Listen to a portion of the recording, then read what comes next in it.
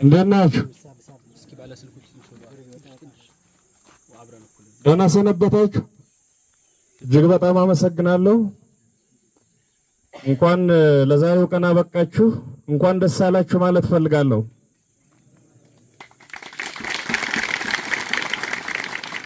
ከእናንተ ፊት በዚህ ቀን በዚህ ቅጽበት ስለቆም ከፍተኛ የሆነ ክብርና ኩራት ይሰማኛል። መድኃኔዓለምንም አመሰግናለሁ። አጭር መልእክት ይኖረኛል። በቅጡ ለማስተላለፍ እንዲመቸኝ በጽሁፍ ይዣለሁ፣ አነባዋለሁ።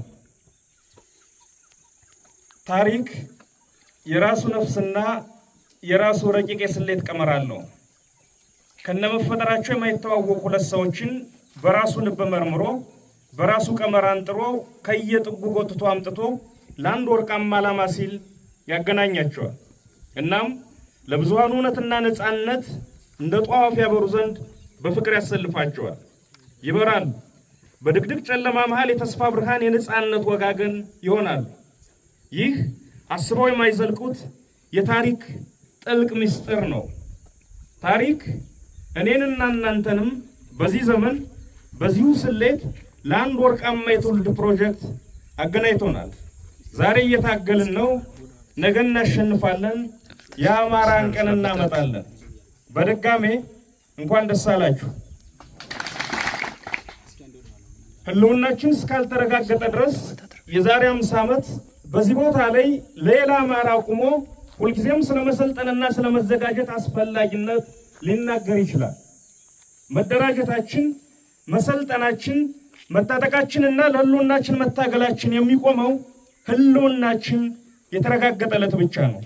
ይህ የዛሬ እናንተ ምርቃት የአማራ ህዝብ ትግልና የሀገሪቱ ጣፋንታ ተገፍቶ አንድ ጫፍ ላይ የቆመበት ምዕራፍ ላይ የሚደረግ ነው።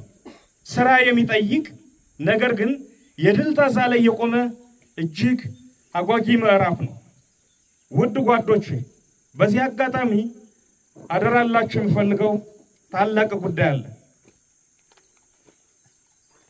ዛሬ ለመመረቅ ላለፉት በርካታ ወራት ብዙ ወጣችኋል፣ ብዙ ወርዳችኋል፣ ብዙ ላብ አፍስሳችኋል፣ በአካልና በመንፈስ ጠንክራችኋል፣ የትግላችን ሀሁና ግብ ተገንዝባችኋል። በዚህ ሙሉ ቁመናችሁ መከላከያ የሚባል የአብይ አህመድ ታጣቂ ጋር ፊት ለፊት ትገጥማላችሁ። ትግል ግን ሌላም መልክ አለው። ከራስ ጋር የሚደረግ ትግልና አብሮ ሲኖር ከጓድ ጋር የሚደረግ ትግል እጅግ ከባድና ፈታኞቹ የትግል መልኮች እንደሆኑ ልትገነዘቡ ይገባል። ወደ አብይ አህመድ መተኮስና አብይን ማሸነፍ ቀላል፣ ከባዱ ወደ ራስና ጓደኛ ድክመቶች ማነጣጠር ነው። አብይ በታንክና በድሮን ያልቻለውን ጦርነት በገንዘብ በሽማግሌና በወሬ ሊያሸንፈን እየሞከረ ነው። አንዳንዴ ከሺህ የአብይ ታንከኛ አንድ ወሬኛ ትግላችን ላይ ጉዳት ሊያደርስ ይችላልና ጥንቃቄ ማድረግ ያስፈልጋል። እንግሊዞች ስራ ለፈቱ እጆች ሰይጣን ስራ ይፈጥርላቸዋል ይላሉ። ብዙ ጊዜ የወሬና ሐሜት ምንጩ መቦዘን ስለሆነ እያንዳንዱን ደቂቃ ለትግላችን በመድከምና በመስራት በማሰብ እናሳልፍ። ታጋይ ወንድሞች፣ ይህ በእናንተ ላብ በወንድሞቻችሁ ደምና በህዝባችን ሲቃ የተገዛ ትግል ነው። የአብዮቱ ዘበኞች እናንተ ናችሁ። ስለዚህ ከፋፋይ ለግልና ለቡድን ፍላጎት ብቻ የሚሰሩ መንፈሰ ደካሞች ቢገጥሟችሁ ናቋቸው፣ ታገሏቸው። ይህ ትግል የህልውና አደጋ ለገጠመው የአማራ ህዝብ የህልውና ጉዳይ ነው። የሚሳሱለት አይኖች ሌት ተቀን የሚጠብቁት እጆች ይፈልጋል። እናም አደራ ክፋትን፣ ምቀኝነትን፣ ቅናትንና ተንኮልን ተጸየፉ። ማንም የግለሰብም ይሁን የቡድን ጠላት አማራ ላይ ይነሳ መግጠምና መጣል እንችላለን። እኒህ የመንፈስ ደዌዎች ከተጠናወቱን ግን ከጠላት ቀድመው እኛኑ ይጥሉናል። ፖለቲካችን ችላ ያለው ያልተሄደበት መንገድ ቅንነት ነው። ዓለም ደጋግሞ የሚወድቀውም በዚህ ምክንያት ነው። በተንኮልና በክፋት በቦካ ፖለቲካ ዓለም የራሱን እጅ እየበላ ለጊዜው ይረካ ይሆናል እንጂ የትም አይደርስም። ይህ የመሳሪያም የቅንነትም አብዮት ነውና ክፋትንና ተንኮልን ራቁ። የወንድምን ስኬት ውደዱ፣ ለሌሎች መኖር ልመዱ፣ ራስ ወዳድ እንዳትሆኑ። ህዝባችን እያለቀ ራስ ወዳድ እንደመሆን ትልቅ ወንጀል የለም። ከፍ ባላችሁ ቁጥር የበለጠ ትሁት ሁኑ። ይህንን የምላችሁ የዓለም ፖለቲካ እንዴት እንደሚሰራና እንደሚሰራ የማላውቅ ቂል ሁኝ አይደለም።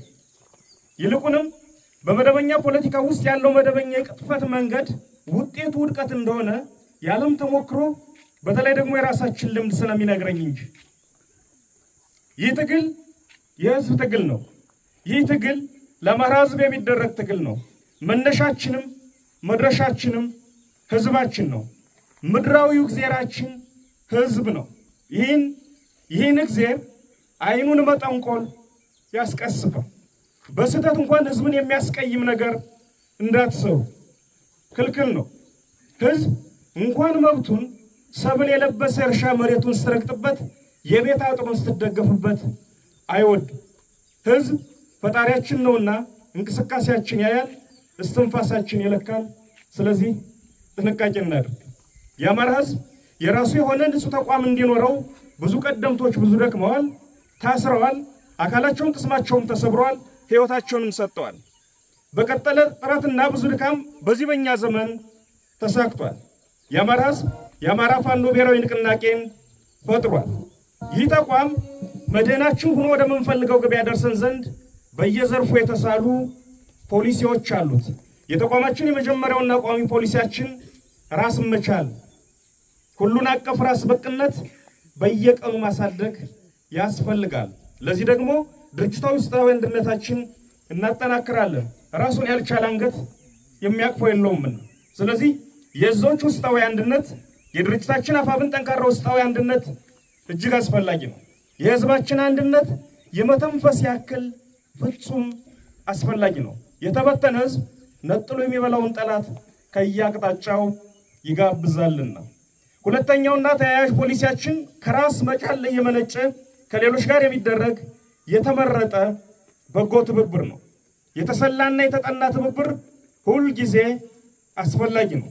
ጥቅምህን በሚስጥር ኪስ ይዘህ የሌላን ወገን ጥቅም ሳትነካ የራስህንም ሳታስነካ መተባበር ሁሌም ልክ ነው። ስለዚህ በአጭርም በረጅምም እንተባበራለን።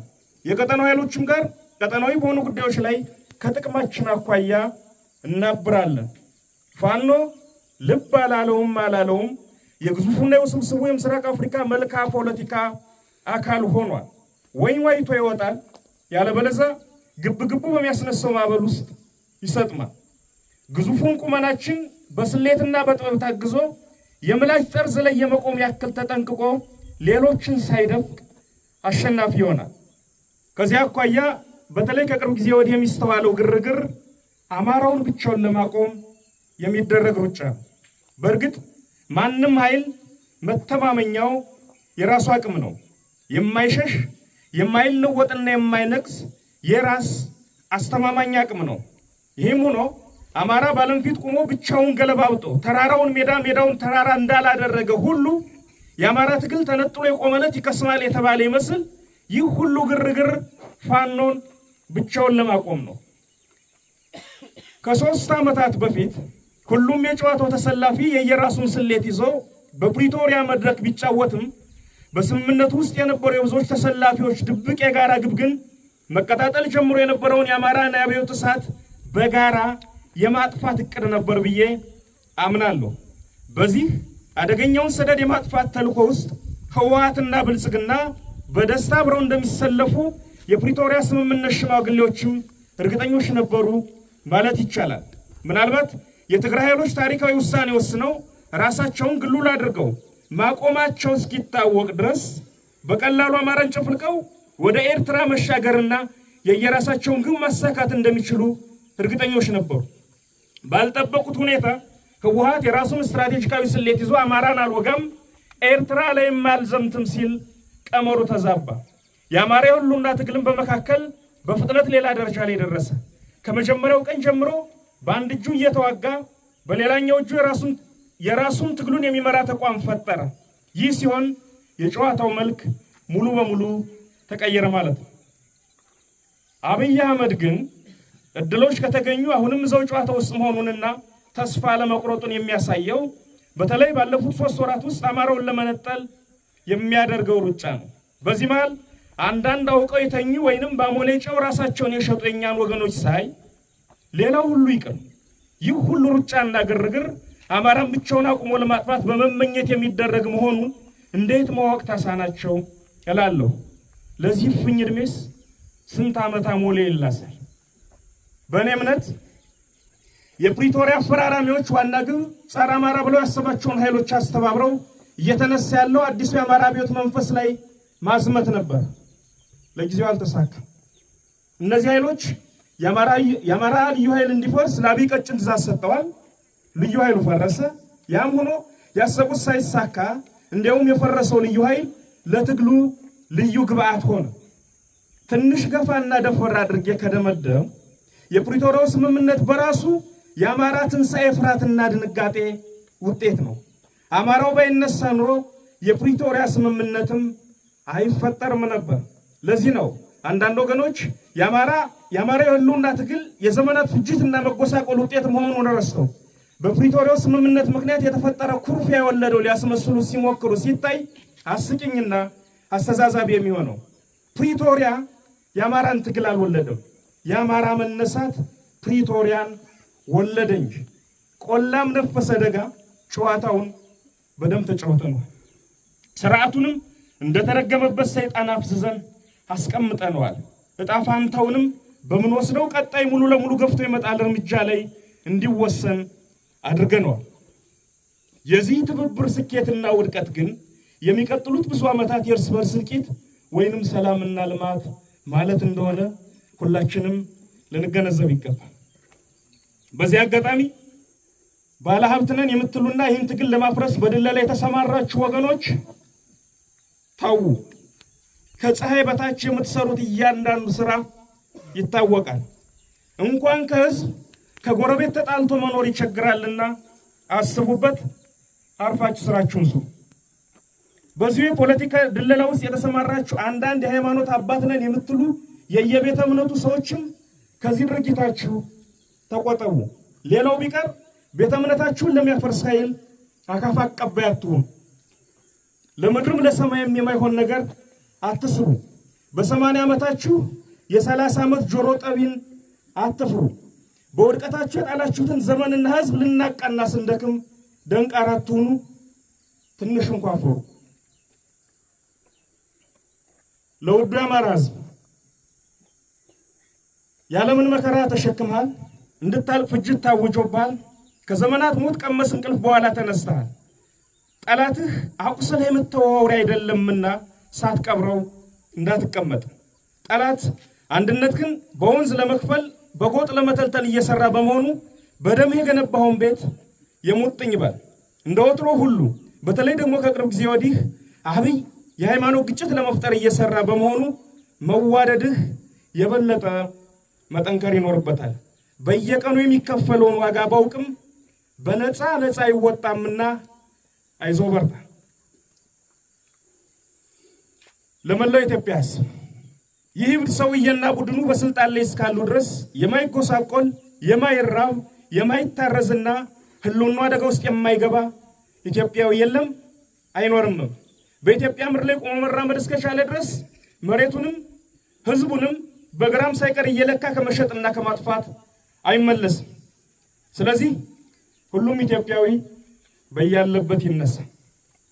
ለዓለም አቀፉ ማህበረሰብ በሙሉ ዛሬ ከአብይ ጎን ቆሞ የሚገኝ ብሔራዊ ጥቅም ነገ ከቀጠናው የሚመነጭ ትልቅ ብሔራዊ ኪሳራን ያመጣባችኋልና ከእውነት ከፍትህና ከነጻነት ኃይሎች ጎን ቆሙ። በተለይ አንዳንድ ሀገራት አብይ አህመድን መደገፍ አቁሙ። አብይ አማራን ሲፈጅ የትግራይን፣ የኦሮሞን፣ የጋምቤላን፣ የሲዳማን፣ የጉምዝን፣ የቤንሻንጉልን፣ የአፋርን፣ የሶማሌን፣ የጉራጌን በአጠቃላይ የሀገሪቱ ህዝብ ላይ እሳት ለኩሶ እያቃጠለ ቁሞ መመልከት ነገ ዓለም ቢጮህ የማይፈታው ቀጠናዊና ዓለም አቀፋዊ ምስቅልቅል ይፈጥራልና አስቡበት። ፍትህና ነጻነት ደንበር የላቸውም። እንደ ፀሐይ ለሁሉም መሆን ለሁሉም መድረስ አለባቸው። ለሚሊሻ መደበኛና አድማ ብተና ፖሊስ አባላት በራሳችሁ ጸብ ውስጥ የጠላት ዱላም ገላጋይ መሆን ታሪክ የማይረሳው ክህደት ነው። ወደ ወገኖቻችሁ ኑ። ያለበለዛ ዕጣ ፈንታችሁ አንደኛው ተራራ ስር ወይ አንዱ ጎዳና ላይ ደመከልብ መሆን ነው። አሁንም ቢረፍድም አልመሸምና ወደ ወገኖቻችሁ ኑ። በእኛ በኩል እንደ ወንድምና እንደ አባት እንቀበላችኋለን። ድል ለአማራ ሕዝብ፣ ክፋት ለማንም፣ በጎነት ለሁሉም። አዲስ ትውልድ፣ አዲስ አስተሳሰብ፣ አዲስ ተስፋ፣ ህልውናችን በተባበረ ክንዳችን። እጅግ በጣም አመሰግናለሁ። በድጋሜ እንኳን ለዚህ ቀን አበቃችሁ፣ እንኳን አደረሳችሁ።